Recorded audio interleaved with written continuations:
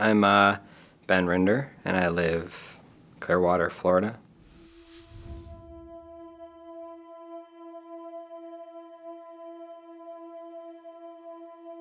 Honestly, I don't recall ever growing up with my father.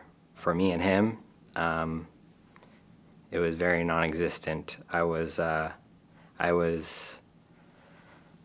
I guess I would say I felt irrelevant to his life.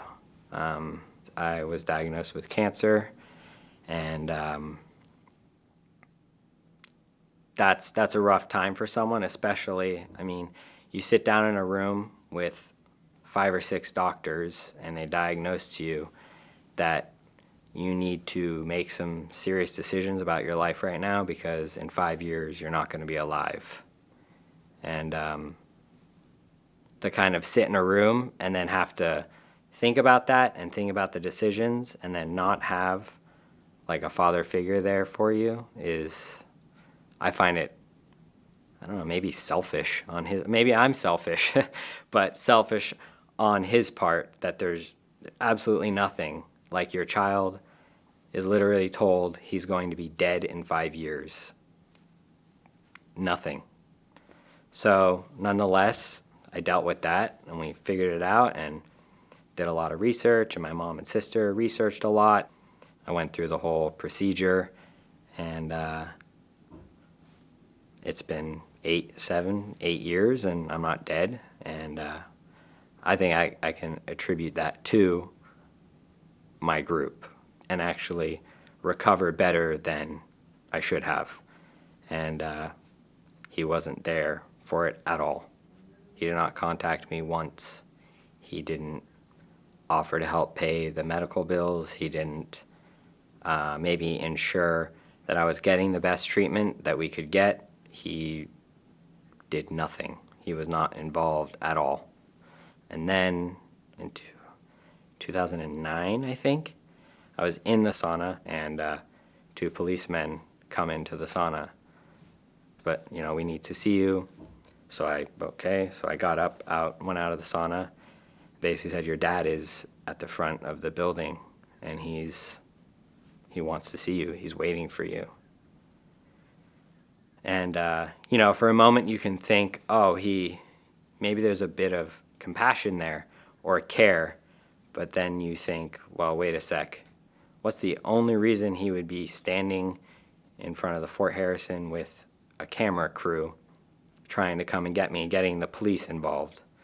He's just trying to make himself right, maybe, or, you know, prove a point, like, look how bad they treated us, and to create a fabricated story or something. And I said, I want nothing to do with him. I don't want to talk to him. I don't want to see him. I want nothing to do with him. I'm living my life, and I'm figuring it out, and he can live his life, and he's on his own with that. I want nothing to do with it. And they said, okay, so you want nothing to do with him.